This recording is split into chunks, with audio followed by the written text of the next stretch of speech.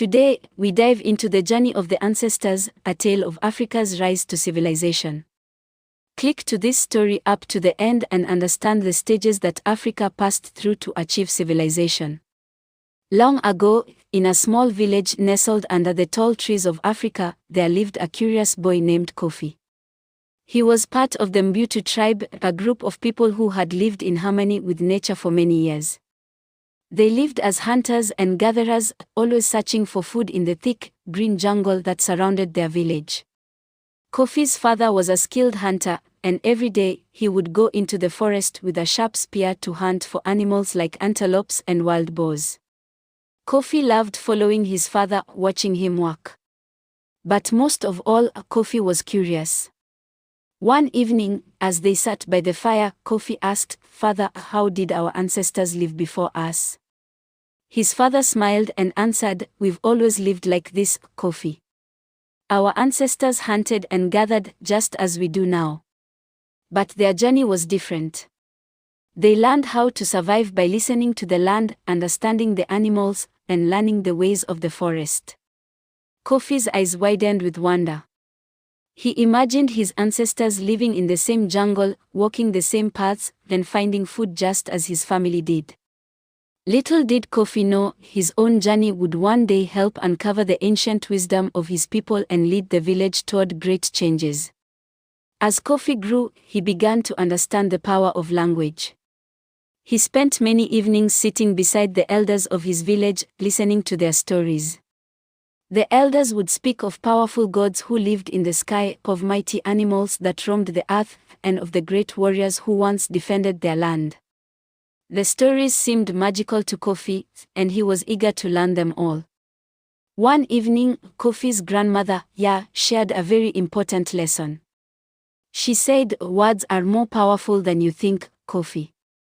With words, we can share our history, pass on wisdom, and teach the next generation what it means to be Mbutu." Kofi was surprised. He hadn't realized how much he could learn just by listening to words. His grandmother explained further, "Without words, we would forget the past. Stories keep our history alive, and it is through stories that our ancestors live forever." Kofi realized that the stories he had heard would one day be his responsibility to pass on. He was determined to remember the lessons of the elders and one day share them with the younger children of the village.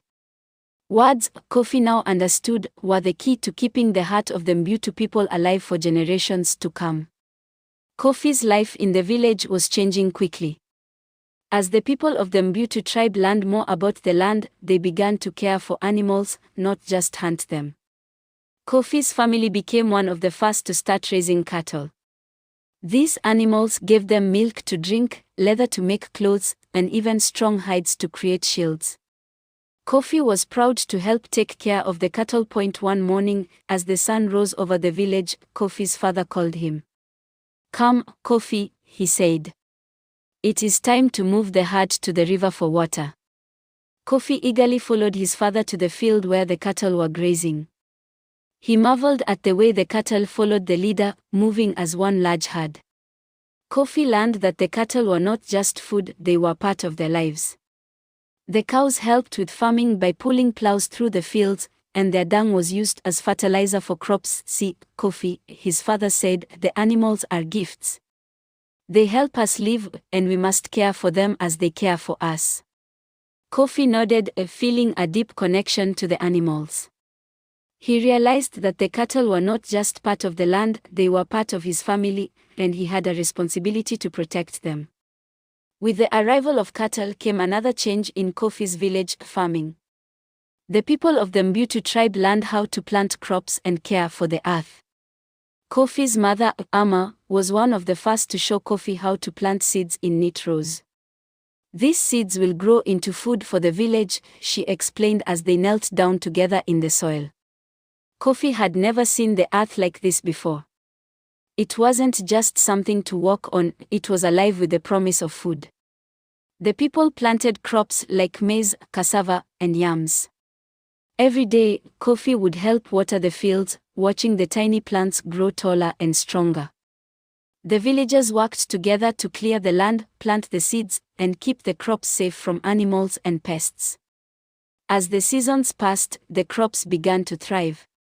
Kofi was amazed at how the earth gave life to everything they needed.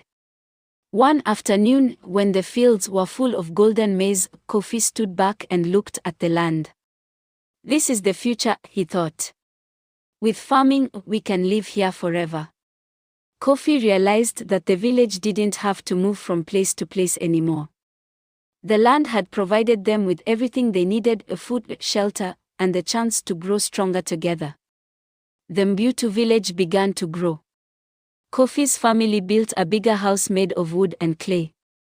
Soon, other families followed. More homes were built, and the village grew larger and stronger. Kofi watched as new children were born, as crops grew taller, and as animals roamed freely. The people of the village began to form a community, where everyone worked together to make the village thrive. One day, the elders called a meeting in the center of the village. Kofi was excited because he knew that something important was about to happen. The elders spoke of how their village was no longer just a group of people living in the forest. It was now a place of strength and unity. Our people are no longer scattered, the chief said. We are a village, and together we will build a great future. Kofi's heart swelled with pride. He felt part of something much bigger than himself. He promised to always work hard to protect his village, knowing that it was now his home, just as it was for his ancestors. The village was not just a place, it was a family, and Kofi was ready to help it grow. As Kofi grew older, his village began to change even more. One day, a traveler came to the village, carrying strange and shiny objects. His name was Kwasi, and he was a blacksmith. The people gathered around to watch as Kwasi worked with fire and iron. He took pieces of raw metal, heated them in a large fire, and then shaped them into tools.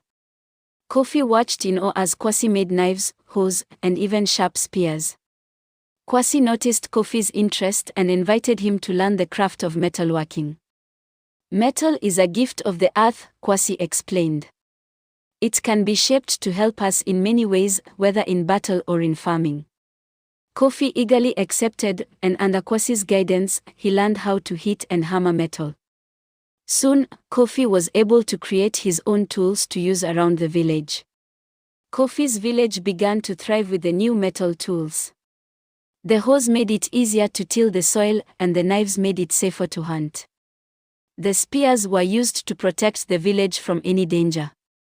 Kofi felt proud to be part of this new era, where the power of metal was in his hands.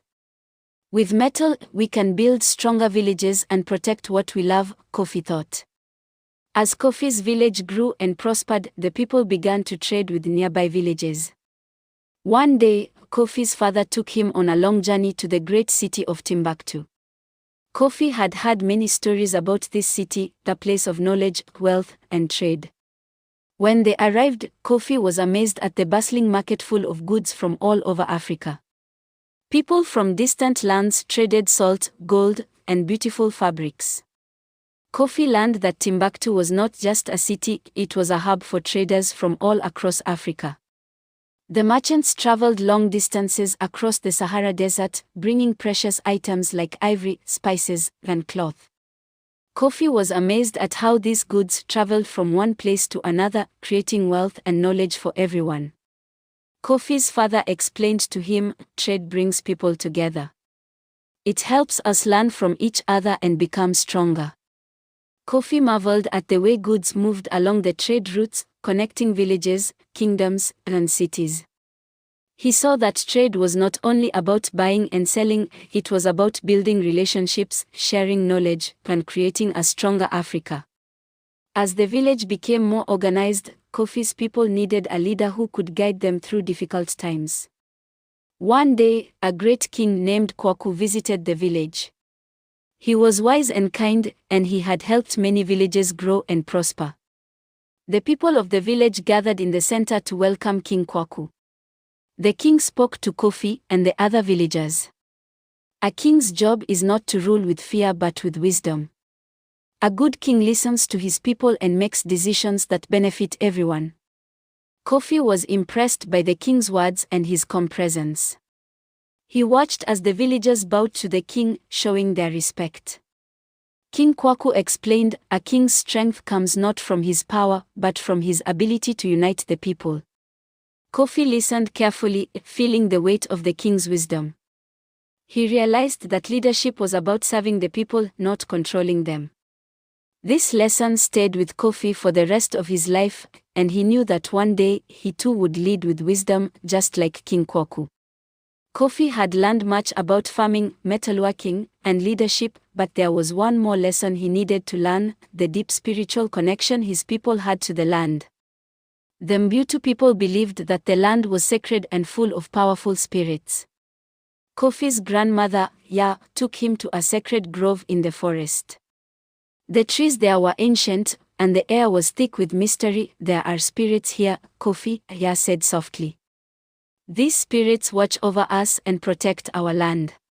Kofi felt a deep sense of awe as he stood among the tall trees. He had always seen the forest as a place for hunting, but now he understood that it was much more than that. It was a place of power and connection. Ya told Kofi that the Mbutu people had always respected the land and its spirits. The people gave thanks for every meal, every animal, and every tree that provided for them. Kofi knelt beside a tree, feeling a deep sense of gratitude. He understood that the land was not just a resource, it was a living being that must be honored. As Kofi grew older, he began to develop a talent for carving. He loved to shape wood into beautiful figures, animals, people, and even scenes from the stories his grandmother had told him. He spent many hours carving by the firelight, and soon, the villagers began to notice his skill. They marveled at the lifelike carvings of lions, elephants, and the gods they worshipped. Kofi's carvings became more than just decorations. They were a way to preserve the history of the Mbutu people. Each carving told a story of great warriors, powerful kings, and the spirits that guided them. Kofi felt proud of his work, knowing that his art would live on long after he was gone. One day, the village elder came to Kofi and said, "Your carvings are important, Kofi. They remind us of our past and the strength of our people." Kofi realized that art was another way to share the stories of the Mbutu tribe. He promised to keep carving, ensuring that their history would never be forgotten. As the village grew, the people began to build something that would last for generations, a monument to honor their ancestors. King Kwaku spoke to the villagers, explaining that it was time to create something special. The people worked together, gathering stones from the river and wood from the forest. It was a big task, but everyone pitched in. Kofi was proud to help carry the heavy stones. He watched as the monument took shape, a tall stone pillar that would stand in the center of the village. It was a symbol of their strength, their unity, and their respect for the land. The monument was more than just a structure, it was a reminder of who they were and where they came from. When the monument was finished, the villagers gathered around it, singing songs of praise. Kofi stood proudly with his family, knowing that this monument would stand for generations to come. It would tell the story of the Mbutu people and remind everyone of the strength of their ancestors. As Kofi traveled to other villages, he met a scholar who taught him about writing. The scholar was from Egypt, a land far to the north, where people had developed a system of symbols to represent words. Kofi was fascinated by this new way of communicating. He spent hours learning how to write using the ancient Egyptian script. Kofi realized that writing was powerful. It allowed people to record their stories, their history, and their knowledge. For the first time, Kofi could write down the stories of the Mbutu people, ensuring that they would never be forgotten. He practiced every day, creating scrolls filled with words that told the history of his village and the lands beyond. Kofi shared his new knowledge with the people of the village. The elders were impressed, and soon, the village began to keep records of important events. Writing became a way to preserve the past and guide the future.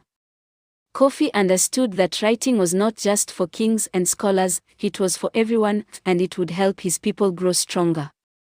Kofi's village continued to grow stronger, but with growth came challenges. One day, a neighboring tribe, the Ashanti, threatened to take over the land. They had heard of the Mbutu tribe's wealth in cattle and crops and wanted to claim it for themselves. The Mbutu people gathered for a council to decide what to do. King Kwaku stood before the villagers. "We are strong, but we must be wise. War will only bring destruction. We must find a way to unite with the Ashanti, not fight them," he said. Kofi felt a stirring in his heart. He had learned about the strength of unity from his father and the elders. Kofi suggested maybe we could trade with them. Share our cattle and crops, and in return, learn from them. We could become allies. The elders nodded, impressed by Kofi's wisdom. King Kwaku agreed, then soon, a delegation was sent to meet with the Ashanti leaders. After much discussion, a peace agreement was made. The Mbutu tribe would trade with the Ashanti, and they would live in peace. Both tribes learned that they were stronger together than they were apart.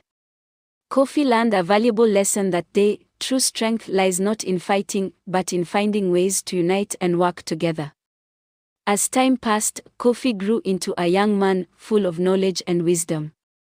He remembered the stories his grandmother had shared with him about the ancestors who had come before.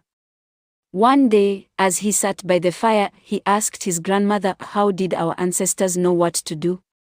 How did they find wisdom?" Grandmother Ya smiled softly. "The ancestors were not born with all the answers, Kofi. They learned from the land, the animals, and each other.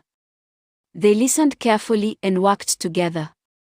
Wisdom comes from experience and from respecting what came before." Kofi thought deeply about her words. He had always respected the stories of the elders, but now he understood that the wisdom of the ancestors was more than just tales, it was a guide for the future. Kofi promised to always honor their wisdom and share it with the younger generation. He began teaching the children of the village about the ways of the ancestors, how to live in harmony with the earth, how to respect the animals, and how to listen to the wisdom passed down through generations. Kofi became known as the storyteller of the village, and the people looked to him for guidance. Kofi now understood the importance of preserving the land. The Mbutu people had always lived in harmony with nature, but as the village grew, they needed to ensure that the land would remain fertile for future generations. One day, Kofi gathered the elders and other villagers together to discuss how they could protect the land they depended on. "We must care for the land as it has cared for us," Kofi said. "We must ensure that we do not take more than we need and that we leave a legacy for those who come after us." The people agreed, and together, they created a plan to protect the land. They planted trees to prevent erosion, created water systems to keep the crops watered, and made sure the animals were cared for. They also created sacred areas where no one would hunt or cut down trees, allowing the land to heal. Kofi felt proud of the village's efforts. He knew that the land was the foundation of their future, and they had done their best to protect it for the next generations. The village grew even more prosperous, and the people lived in harmony with nature as their ancestors had. Kofi had always respected the women of the village, but as he grew older, he began to see just how important they were to the success of the community. The women were the heart of the village. They cared for the children, helped with farming, prepared food, and kept the village running smoothly. Without the women, the village would not have thrived. One day, Kofi asked his mother, "Amma, why do the women work so hard?" Amma smiled and explained, "The women are the backbone of the community, Kofi. We carry the future in our hands. We nurture the children, and we pass on the teachings of our ancestors." Kofi realized how important his mother and the other women were to the village. They were the keepers of wisdom, the protectors of the home, and the ones who made sure the village stayed strong. From that day on, Kofi made sure to honor the women in his life and listen to their wisdom. As the years went by, Kofi noticed that the world around him was changing. More and more people from distant lands began to visit his village. They brought new ideas, new ways of living, and new things to trade. Kofi was curious about these changes but also cautious. One day, a group of traders from Europe arrived at the village. They spoke a strange language and brought items Kofi had never seen before: brightly colored fabrics, metal tools, and strange machines. They also brought news of faraway lands. Kofi's father spoke to the traders, asking them about their lands. "Where do you come from?" he asked. The traders explained that they came from a place called Europe, the land across the Great Ocean. They told stories of their journeys and the places they had seen. Kofi listened carefully. He realized that the world was much bigger than he had imagined. While the village had grown and thrived, there was much more to discover. He understood that change was inevitable, but it was how the people of the village adapted that would determine their future. Kofi had always respected the wisdom of his ancestors, but as he grew older, he realized the importance of learning from others. The arrival of the traders had opened his eyes to the vast amount of knowledge that existed beyond his village. Kofi decided that he wanted to learn more. He traveled to the great city of Alexandria in Egypt, a place known for its library of wisdom. There, he met scholars and wise men who taught him about science, mathematics, and philosophy. Kofi learned that knowledge was a powerful tool, one that could be used to improve his village and help it grow even stronger. When Kofi returned to his village, he shared the knowledge he had gained. He taught the people about the stars, the seasons, and the ways of the world. The village flourished with new ideas, and Kofi was proud to be a part of this new age of knowledge. After many years of hard work and learning, Kofi's village became a beacon of peace and prosperity. The Mbutu people had built a strong, united community, one that respected the land, honored their ancestors, and embraced knowledge from all over the world. The village was known for its peaceful ways, and people from far and wide came to learn from them. King Kwaku, now an old man, spoke to the villagers one last time. "We have built a great village together," he said. "Our strength lies in our unity, our respect for the land, and our willingness to learn from others. May our future be even brighter than our past." Kofi stood beside the king, looking out over the village that had grown from a small community into a thriving hub of knowledge, peace, and prosperity. He knew that this was the legacy of the Mbutu people, a legacy that would last for generations to come.